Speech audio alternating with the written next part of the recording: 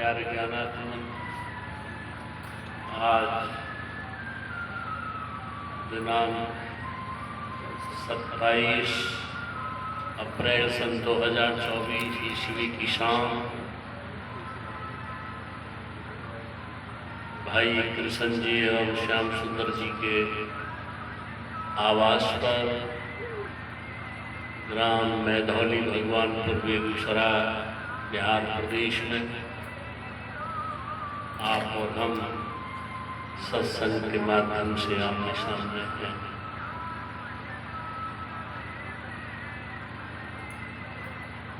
सत्संग जीवन की दिशा है। जिन जिन मनुष्यों ने अपने भौतिक आधुनिक वैज्ञानिक जीवन से ऊपर उठकर आत्मा परमात्मा मोक्ष निर्वाण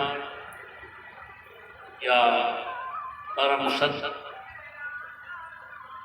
की जरूरत महसूस की है, उपयोगिता महसूस की है, जीवन में आवश्यकता महसूस की है, उनकी पगडंडी सत्संग में होकर जाती है।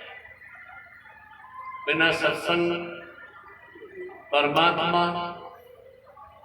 की शुभ दिशा नहीं मिलती, परमात्मा के लोक की पगडंडी नहीं मिलती। लेकिन इस बात को भी हमें हमेशा याद रखना चाहिए, हमारे जितने भी उच्च कुलीन उच्च स्तरीय या उच्च पदों पर स्थित होने वाले महापुरुष हुए हैं, ये अलग बात है वो किसी भी नाम से हुए हो, किसी भी समय में हुए हो, किसी भी स्थान पर हुए हो या किसी भी शरीर में हुए हो, और उन्होंने अपने संदेश किसी भी भाषा में दिए हो। बहरहाल उनका एक ही सिद्धांत रहा, love is God, God is love. प्रभु ही प्रेम है, प्रेम ही प्रभु है। जब हमारे भीतर परमात्मा का प्रेम प्रकट हो जाता है, संसार की और अन्य वस्तुओं को महत्व कम देकर परमात्मा की ओर हमारा प्रेम प्रकट हो जाता है, तो उस प्रेम की ऊर्जा हमें परमात्मा की ओर बढ़ा देती है। कुछ लोगों का प्रेम जो प्रकट हुआ है वो उन्होंने अपनी समस्त ऊर्जा को परमात्मा के लिए, परमात्मा की दिशा के लिए उस ऊर्जा को लगा दिया है। कुछ लोग जो परमात्मा को महत्व न देकर सांसारिक शरीरों को, सांसारिक साधनों को या सांसारिक वस्तुओं को प्रेम की ऊर्जा में समेट लेते हैं। कोई शरीरों की ही, कोई साधनों की, उसमें अपनी ऊर्जा को, प्रेम की ऊर्जा को लगा देते हैं। लेकिन जिन महान पुरुषों ने परमात्मा के प्रेम को अपने भीतर प्रकट कर लिया है, उनके भीतर एक काव्य गीत पैदा हुआ। कोई भी है, आप देखेंगे इतिहास उठाकर, चाहे वो कबीर हैं, उनके भीतर परमात्मा का प्रेम प्रकट हुआ तो उनका पद्य काव्य अपने शब्दों में, अपनी भाषाओं में काव्य बनकर प्रकट हो गया। उनके साहित्य में देखेंगे पद्य। कबीर हैं, नानक हैं, रविदास हैं, पलटू हैं, नाभाजी हैं, दरियाजी हैं। इधर बाहर मुखी चाहे सूरदास हैं, चाहे तुलसीदास हैं, चाहे जितने भी हमारे अन्य नामों के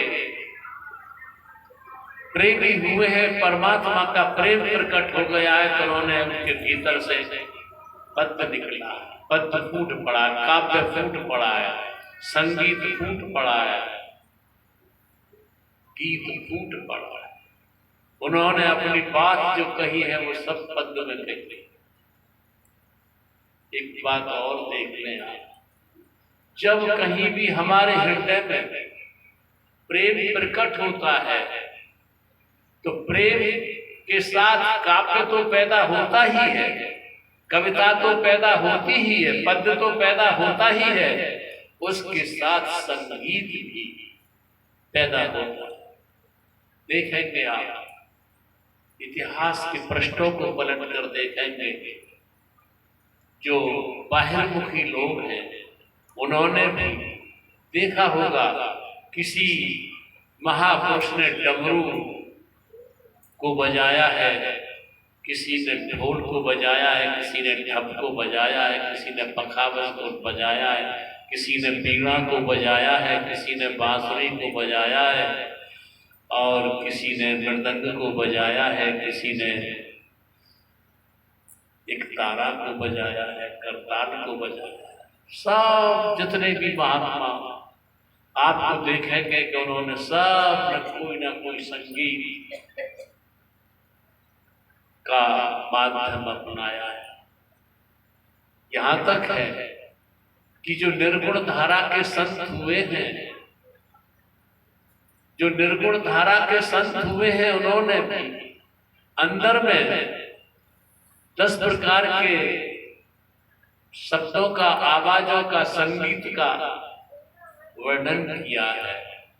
और ये संगीत भीतर का, किसी ने बांसुरी, किसी ने मृदंग, किसी ने बीड़ा, किसी ने कुछ दिखाया हो। आज भी देखते हैं, कबीर एक तारा बजाते थे, गुरु नानक एक तारा बजाते थे, रविदास जी तारा, नामदेव जी तारा, मीरा जी रविदास तारा।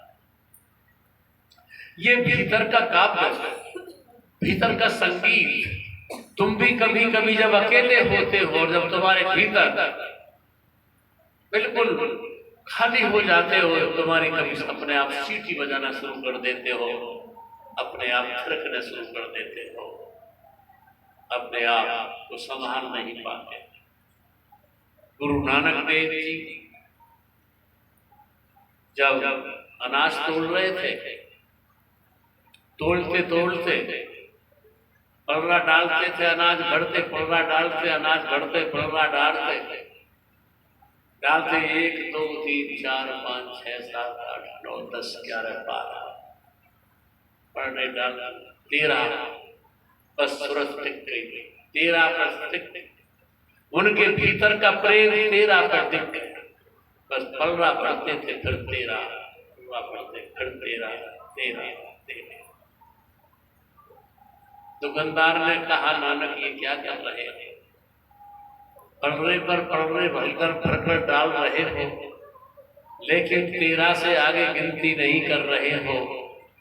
इस तरह तो व्यापार ठप हो जाएगा। नानक ने कहा, बस यही तो जिंदगी का सार है। मेरा से गिनती शुरू होती है, 13 पर अखीर हो जाता है। अब इससे आगे कोई गिनती नहीं। मेरा से शुरू हुई थी, 13 पर समाप्त हो गई, इससे आगे कोई गिनती नहीं। जब प्रेम हमारे भीतर प्रकट होता था, तू ही तू, तू ही तू, तू ही तू, एक तारा बोल, सतगुरु गुरु, सतगुरु गुरु, सतगुरु गुरु, धुन होती है एक तारा की। जब तारा बजाने वाले हैं जानते हैं, मैं भी बचपन में एक तारा बहुत बजाया करता था। सतगुरु सतगुरु करतालें होती थी, वो भी सब चला अपनी धन निकालना। और यहां तक तुमने सुना होगा कि भारतीय संत जितने भी हुए, सबने अपने काव्य के लिए संगीत निकाला और संगीत परमात्मा के गीत के साथ जुड़ गए। आपने नाम सुना होगा, इटली का शासक था मुसोलिनी। इटली का शासक मुसोलिनी था। उसने भारतीय संगीतज्ञ ओंकारनाथ को अपने यहाँ आमंत्रित किया। भारत में बहुत अच्छे संगीतज्ञ थे ओंकारनाथ। और जब इटली ओंकारनाथ पहुंचे मुसोलिनी, और वो एक टेबल पर भोजन कर रहे थे, तो भोजन करते में मुसोलिनी ने ओंकारनाथ से कहा, तुम्हारे भारत में लोग कहते हैं कि कृष्ण जब बंसी बजाया करते थे तो लोग अपनी सुध बुध भूल जाया करते थे, उनके इर्द गिर्द इकट्ठे हो जाया करते थे। यहाँ तक है कि मोर पक्षी भी आकर इकट्ठे हो जाया करते थे। बात जमती नहीं। ऐसा कैसे हो सकता है? जब कोई बंसी बजाए, महिलाएं अपने घरों को छोड़कर उस बंसी की धुन के आसपास इकट्ठी हो जाएं, पशु पक्षी भी इकट्ठे हो जाएं, बात जमती नहीं है। जब ओंकारनाथ से ये बात मुसोलिनी ने कही तो ओंकारनाथ ने कहा, मैं कृष्ण तो नहीं हूं, महज एक छोटा सा संगीतज्ञ हूं, लेकिन मैं तुम्हें एक छोटा सा प्रयोग करके बताना चाहता हूं। मुसोलिनी ने कहा, इससे बेहतर और क्या होगा जब तुम मुझे प्रयोग करके बताओगे। तो टेबल पर जो खाना खा रहे थे, और तो कोई वाद्य यंत्र नहीं था, बाजा नहीं था, वो चम्मच थी और वो कांटा था। चम्मच और कांटा चीनी के बर्तन थे। चम्मच और कांटा लेकर ओंकारनाथ ने उन चीनी के बर्तनों पर अपनी धुन निकालनी शुरू कर दी। जब धुन निकालनी शुरू कर दी तो मुसोलिनी कुछ देर तो बैठा रहा, शांत बैठा रहा, अपने कानों को संगीत की स्वर से जोड़ दिया। धीरे धीरे कानों के साथ उसका हृदय भी जुड़ गया, और जब हृदय जुड़ गया संगीत से तो वो अपने को संभाल न सका। जैसे जब कभी हमारे यहाँ ठाकुर सुंदर सिंह हैं और टीचर शेर सिंह जी हैं, जब वो हारमोनियम और ढोलक आदि पे अपनी धुन निकालते हैं तो प्रोफेसर ज्ञान प्रकाश जी, लेक्चरर गजेंद्र जी, प्रमोद सर जी, धर्मेंद्र सर जी, सब एकदम नृत्य की ओर बढ़ जाते। मैं उनसे कहा करता हूं, तुम अपने को संभाल नहीं पाते। बोले, स्वर में, इस संगीत में ऐसा लगता है कि थिरकने लगे। तो मुसोलिनी भी अपने को संभाल न सका, और जब वो चम्मच और कांटे की तार पर लगाने लगे तो मुसोलिनी का सिर भी धीरे धीरे उस ताल के साथ नीचे को टेबल की तरफ को गिरने लगा, उठने लगा, गिरने लगा, उठने लगा। और काफी बार जब टेबल पर सिर गिरने लगा, उठने लगा, तो मुसोलिनी ने कहा, अब रुक जाओ, मैं आपे से बाहर हो गया हूं, मैं अपने को संभाल नहीं पा रहा हूं, ठहर रुक जाओ, वरना मेरा सर लहूलुहान हो जाएगा। तो मुसोलिनी ने अपनी आत्मकथा में लिखा कि जब मैं ओंकारनाथ की संगीत को जो चम्मच और कांटे से पैदा कर लिया था उसने चीनी के बर्तनों पर, इतना मैं हो गया, अपने को खो गया अयवश हो गया, निर्वश हो गया, मैं अपने को संभाल न सका और थिरकने लगा। मैं संगीत में बहुत बड़ी ताकत होती है और संगीत एक प्रेम का, जो मनुष्य के भीतर प्रेम का प्राकट्य होता है उसकी आपूर्ति करता है।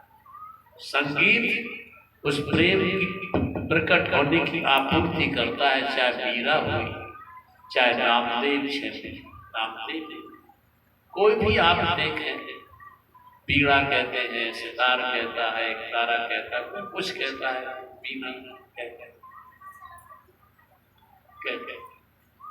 जब ये भारतीय दर्शन, भारतीय अध्यात्म की बात हुई तो यहाँ पर इस्लाम आया और इस्लाम ने इस चीज को कहा कि ये संगीत जो होता है मनुष्य की ऊर्जा को सेक्स की तरफ, काम की तरफ ले जाता है।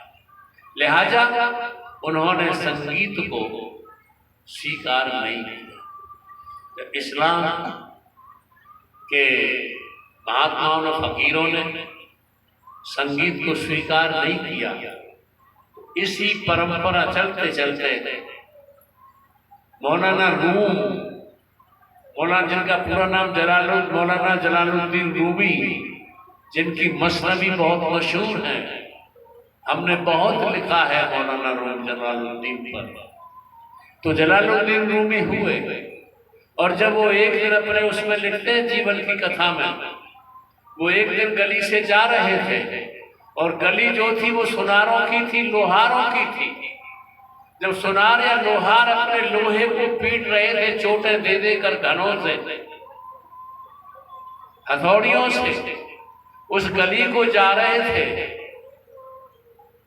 रूमी, तो उसकी जो उनकी तवज्जो जो थी भीतर से बाहर की आहटों पर, बाहर की चोटों पर टिक गई और बाहर की चोटों पर टिक गई तो फिर वह उन हथौड़ों की चोट में, उन छोटी छोटी हथौड़ियों की चोट में इतने खो गए कि वो खड़े हो गए और उस चोट से उनका भीतर का तारतम्य इतना जुड़ गया कि वो थिरकने लगे, वो नृत्य करने लगे। और सूफियाना मिजाज, सूफी पीरों ने जो नृत्य लिखा है, संगीत जिसमें दारा सिकोह वगैरह बहुत बड़े विद्वान संगीत के हुए, तो सूफी साहित्य में उस सूफियाना नृत्य की शुरुआत मौलाना रूमी जलालुद्दीन ने कर दी। संगीत तुम्हारे हमारे भीतर प्रकट हो रहा है, लेकिन हम दुनिया की आवाजों में, दुनिया की चोटें जो हमारे मन को लगती हैं, जो हमारी बुद्धि को लगती हैं, जो हमारे अहंकार को लगती हैं, जो हमारी आदतों को लगती हैं, उन चोटों में अपने भीतर के संगीत को हम भूल जाते हैं। स्वामी जी महाराज ने जो कहा था कि आओ भीतर के अनहद शब्द को सुनो, वो तुम्हें किसी भाषा का पाबंद नहीं लगेगा, हिंदी का, संस्कृत का, फारसी का, लैटिन का, फ्रेंच का, अंग्रेजी का पाबंद नहीं है अनहद शब्द। वो तुम्हारी किन्हीं परंपराओं का पाबंद भी नहीं है। तुम हिंदू हो या मुसलमान हो, ईसाई हो या पारसी हो, जब भी तुम अपने भीतर स्थित हो जाते हो किसी मुर्शिद कामिल, किसी सतगुरु की दया से, आंखों से ऊपर भ्रू मध्य में जब तुम अपनी तवज्जो को टिका लेते हो, तो ये जो 10 प्रकार के शब्दों की आवाजें जो आज हमारे बाहर हर किसी महापुरुषों के हाथों में दिखाई देता है, बाहर मुखी में किसी में डमरू दिखाई देता है, किसी में बांसुरी दिखाई देती है, किसी में पखावज, किसी में बीड़ा, किसी में आपको इसकी हकीकत आपके भीतर सुनाई देगी। जरा आओ तो सही, जरा इन दुनिया की आवाजों से सिमट के जरा अपने भीतर आओ तो सही। और जब तुम अपने भीतर आ जाओगे तो दुनिया का काव्य तुम में से फूट पड़ेगा। कहते हैं ना लोग, तुलसी सूर कबीर नानक रविदास कभी विद्यालय नहीं गए थे, अक्षरों की शब्दों की पढ़ाई नहीं की थी, लेकिन वो इतने पढ़े हुए थे कि आज उन पर पीएचडी डिग्रियां कर रहे हैं।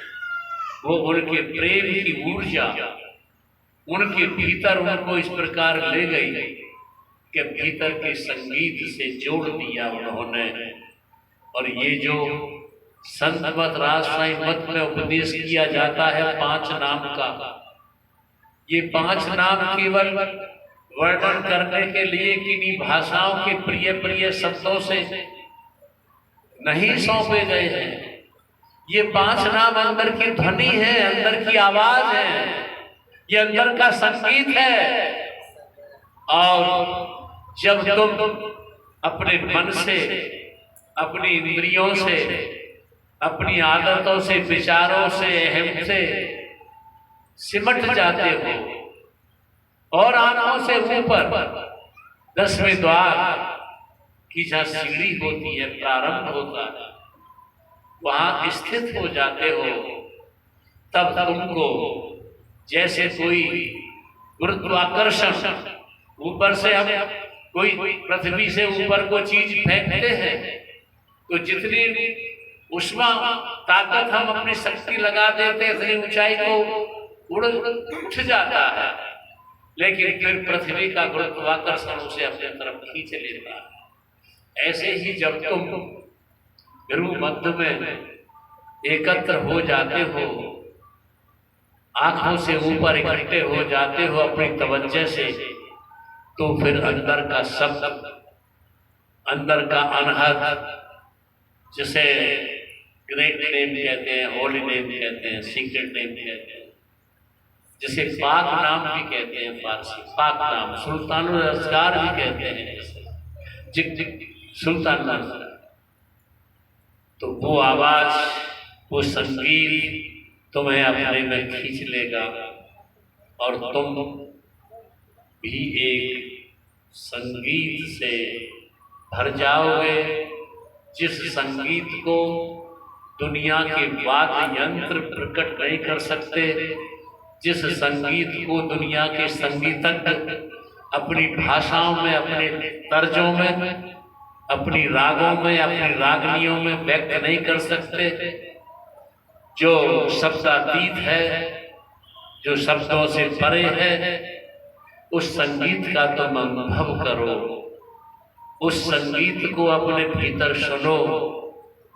वो निरंतर बिना किसी भेदभाव के, तुम गरीब हो, तुम अमीर हो, तुम काले हो, तुम गोरे हो, तुम अशिक्षित हो, तुम शिक्षित हो, तुम स्वदेशी हो, तुम विदेशी हो, तुम कोई भी हो, तुम्हारे अंदर बिना भेदभाव की संगीत प्रकट हो रहा है। उसको सुनो और उसी के लिए अपने भीतर परमात्मा के प्रति प्रेम प्रकट करते रहो, प्रेम बढ़ाते रहो।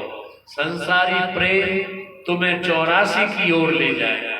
संसार की वस्तुओं का, संसार के मनुष्यों का, संसार के साधनों का प्रेम तुम्हें 84 की ओर ले जाएगा, नरकों की ओर ले जाएगा, जन्म मरण की ओर ले जाएगा।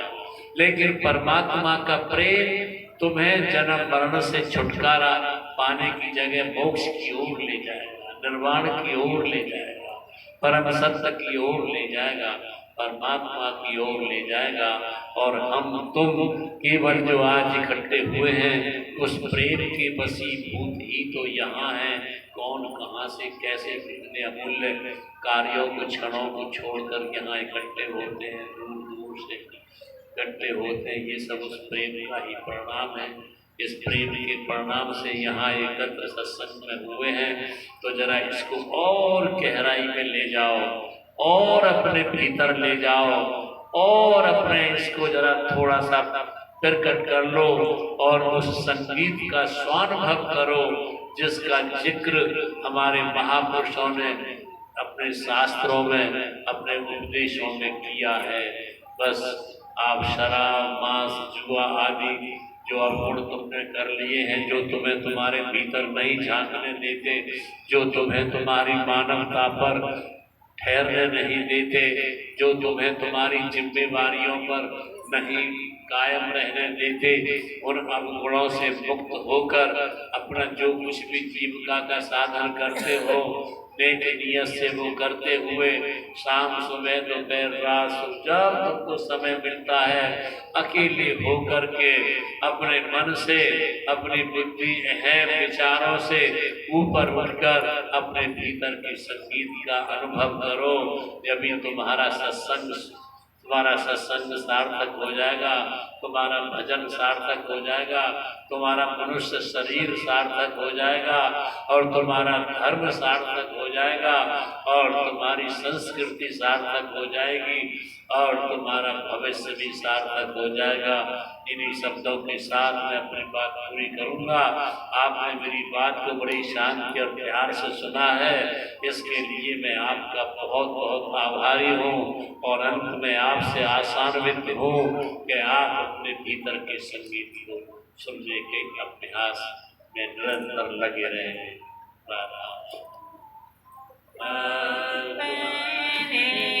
स्वामी